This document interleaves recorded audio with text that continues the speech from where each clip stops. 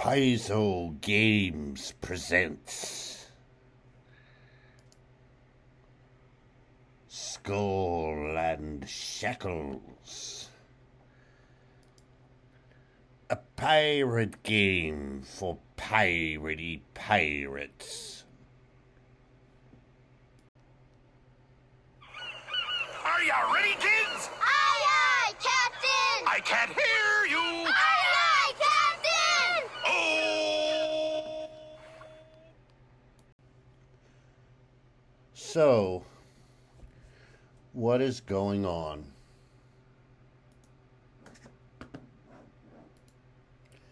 You were part of a group of strangers recruited by Captain Vanessa Lanteri to help find the legendary lost treasure of Captain Gemma Redclaw. To find the treasure, you had to recover a magical horn that revealed its location. The horn had belonged to a female brine dragon. The dragon was killed by Lanteri's husband, and the horn was broken and hidden in 3 different places.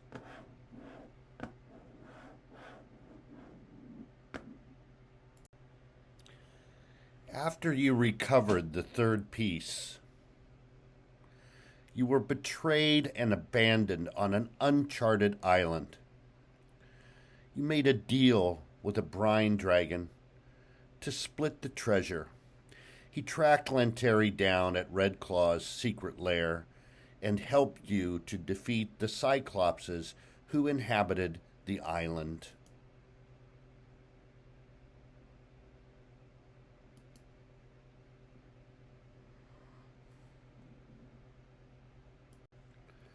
You made your way into a hidden pirate lair and found a large underground chamber and the rest of Lanteri's crew.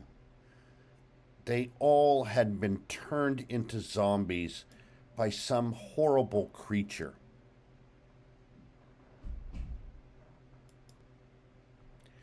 You slew the creature, blew up the dragon, and executed Captain Lanteri.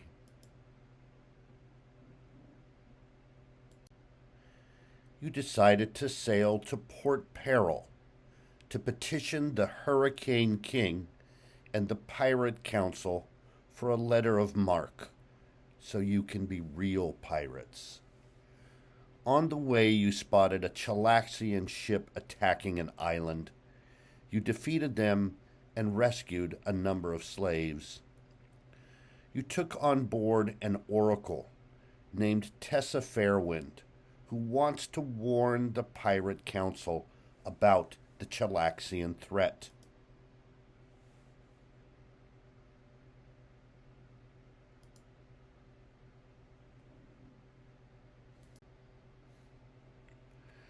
Now you are arriving at Port Peril to see the Pirate Council and the Hurricane King to get a letter of marque. Without a letter of marque, you will be outside the protection of the Pirate Council with a bounty on your heads. History of the Shackles Islands.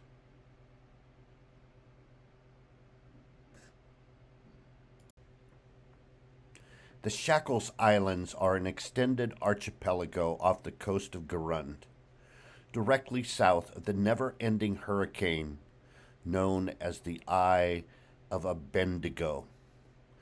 It is the haven of pirates, and it is built on the ruins of an ancient Cyclops kingdom of Golgong.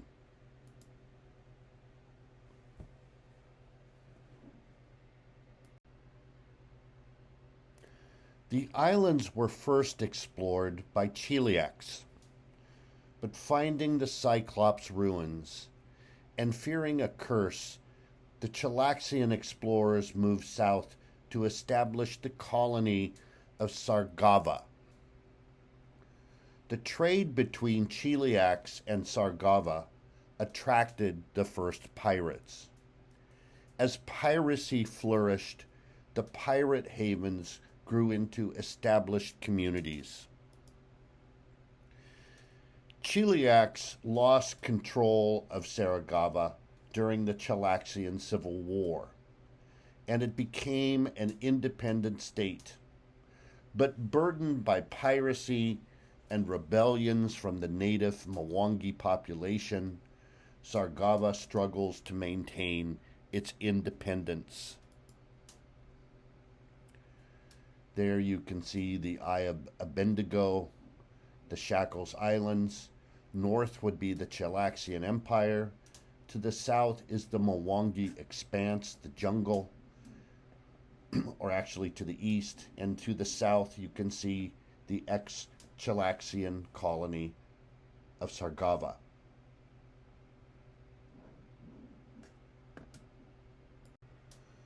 Port Peril is the largest port in the Shackles and its de facto capital. All manner of vices can be found here, and its busy markets thrive on the sale of stolen goods. Rumor has it that plunder from decades of piracy is hidden in sea caves deep beneath the city.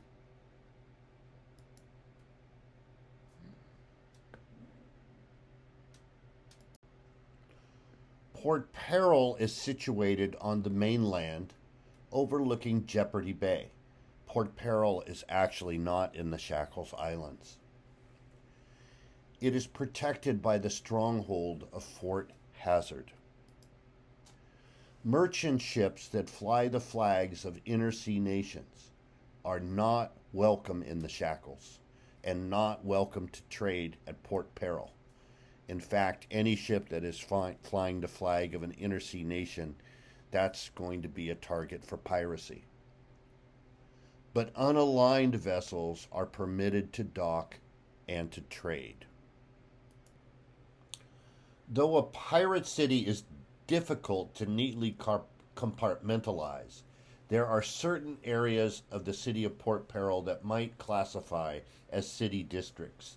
These include Crescent Harbor, Fort Hazard, Beggarbriar, East Wind, the Knotworks, Lucre Hold, the Merchant Marina, and Scrimshaw.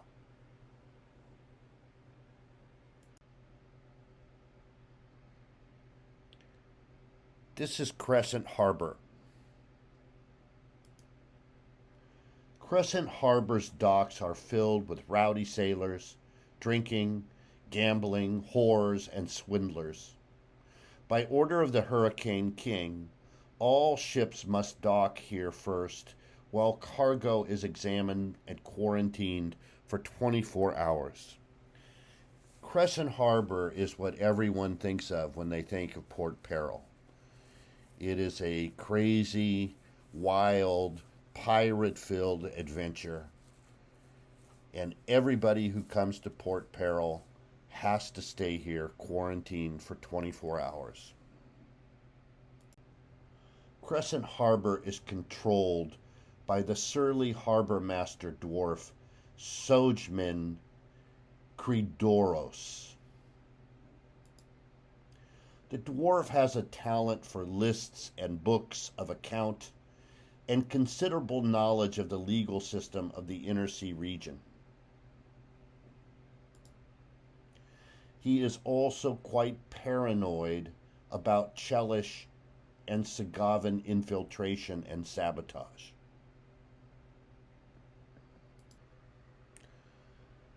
Beggarbriar is where hard luck cases, drug addicts, alcoholics, and those whom not even pirates can tolerate end up.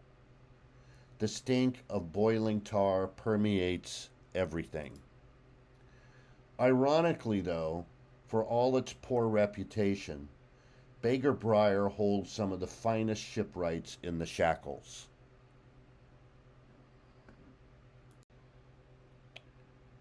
Eastwind. Here, stone houses sit safe and secure on a rocky promontory. Merchants build manor houses here above the stink of the city, fat on the gold they make shipping Sargovan treasures north or Chelish luxuries south.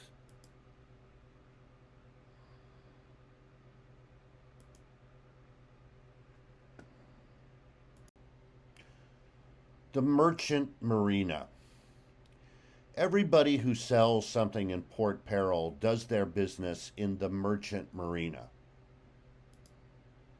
Here, dock hands offload merchants' cargo, commonly fabric, lumber, spices, or wines, for sale and transport elsewhere.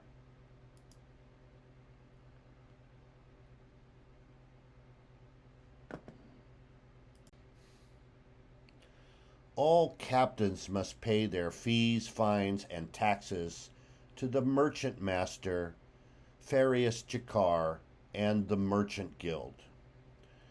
The Merchant Guild has most of the power in Port Peril because Port Peril simply cannot survive without trade, and the merchants are the only ones who know how to get stolen goods to outside to other inner sea nations. The Merchant Guild. The Merchant Guild is headed by Farius Jakar, one of the most powerful people in the city. She is assisted by her son, Tomar Jakar, who provides security for the guild.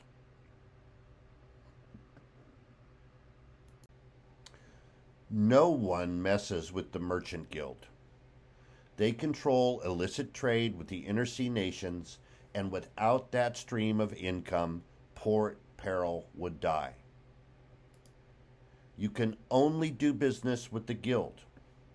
They will always drive a very hard bargain, but they will always keep their promises, and they always pay their debts. Don't even ask what will happen if you don't pay yours.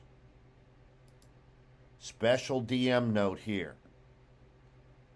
They are rumored to have connections to the Red Mantis assassins who operate freely in the Shackles.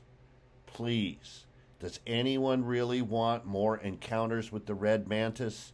Because that's how you get encounters with the Red Mantis. Please, please, leave the guild alone.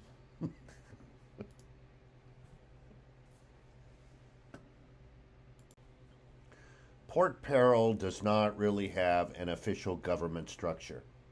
There are no public services and very little policing. Nobody picks up the trash. There is no sewer system. The entire city stinks. Now, various pirate gangs do control different areas of the city and are responsible for imposing order.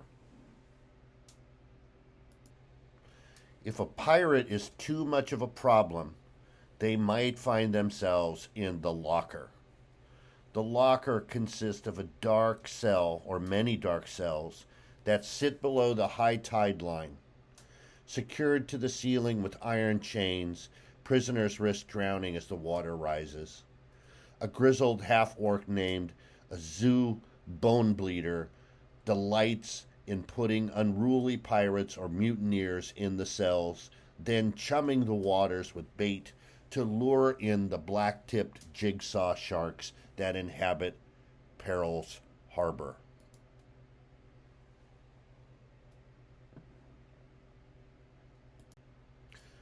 Ultimately, all pirates in the Shackles are accountable to the Hurricane King and the Pirate Council. Hurricane King Kidrak Bonefist. Captain Bonefist is the 13th Hurricane King. He earned the position in 4674 by virtue of possessing the strongest fleet and holding the city of Port Peril. In addition to ruling Port Peril, he also commands the man-of-war Filthy Lucre, flagship of the pirate fleet. Bonefist has an obsession with firearms and owns a magical pistol with which he has killed over 100 people. He is also kind of a major dick. The Pirate Council. The Pirate Council rules over all the free pirates in the Shackles. It consists of the most powerful of the pirate lords. There are usually between 15 to 20 council members at any given time, but not all members participate in governance. To become a council member, a pirate must control one of the major ports of the region or have a major island or fort in their possession. Every few years, a sailing regatta is held, and an unclaimed island and seat on the council is granted to the winner.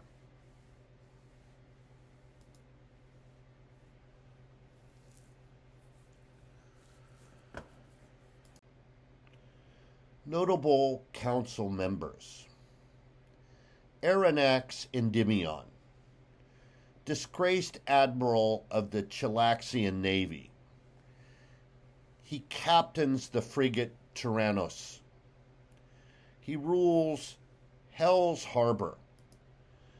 Tessa Fairwind, called Queen Madi by her people in Mokatu, Tessa is an oracle and the Hurricane King's greatest rival on the Pirate Council.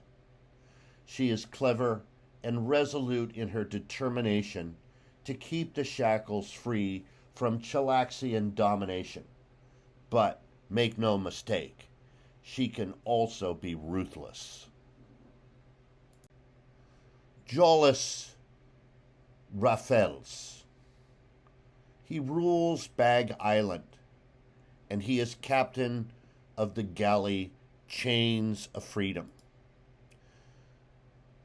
Raffels was once a galley slave, and he attacks only the slave ships of Chiliacs.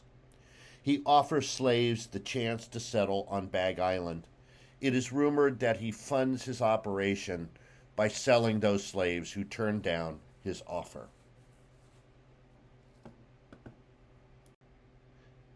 Delamona Burry, founder of Lillywhite. Lillywhite was the island on which you first met.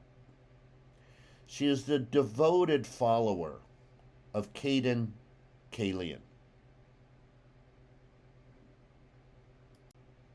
Avimar Soranash is ruler of the port of Alo on Shark Island. He has a reputation for cruelty. He is captain of the brig Blood Moon, and his crew of werekind unwind by roaming across Shark Island in an orgy of death and destruction.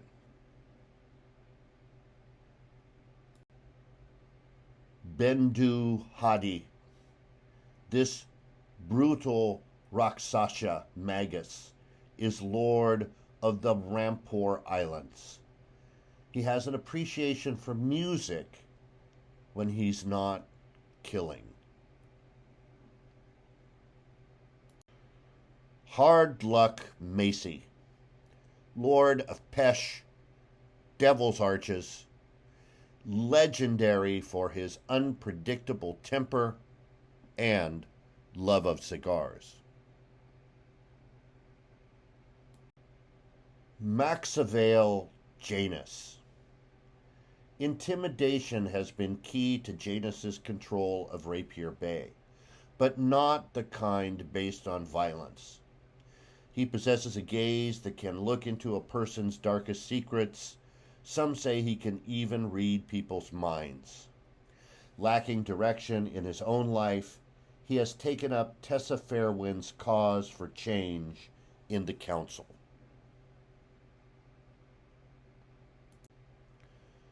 Bloody Olaf.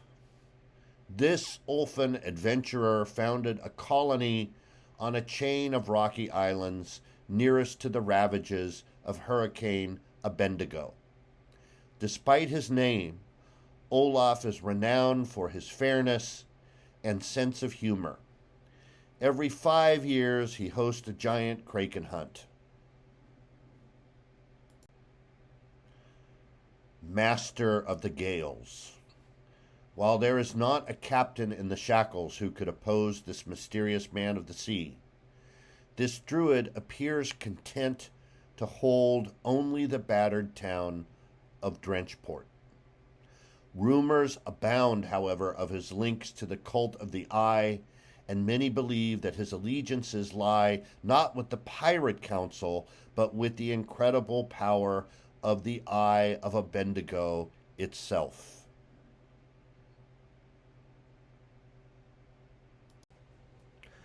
You also made a friend. Friends, patrons, and alliances will become more important for you as you proceed through the game. One such potential ally that you have met is Diamond Jack Goodwin and the crew of the Lucky Seven. Diamond Jack does not hold any land, and he is not a member of the council, but he is resourceful, he is smart, he is clever, and he may become a solid ally for you as you adventure around the Shackles.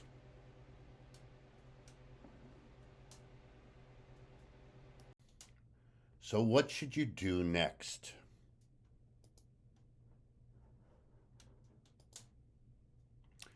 You should check in with Harbor Master Kridoros. You should probably try to get an audience with the Pirate Council and the Hurricane King. Perhaps Tessa Fairwind might help you. You should expect the Pirate Council to test you before you get a letter of marque. And once you get your letter, ask about the free captain's regatta and getting an island of your own. Explore the town, make friends, and find a place to get really, really drunk.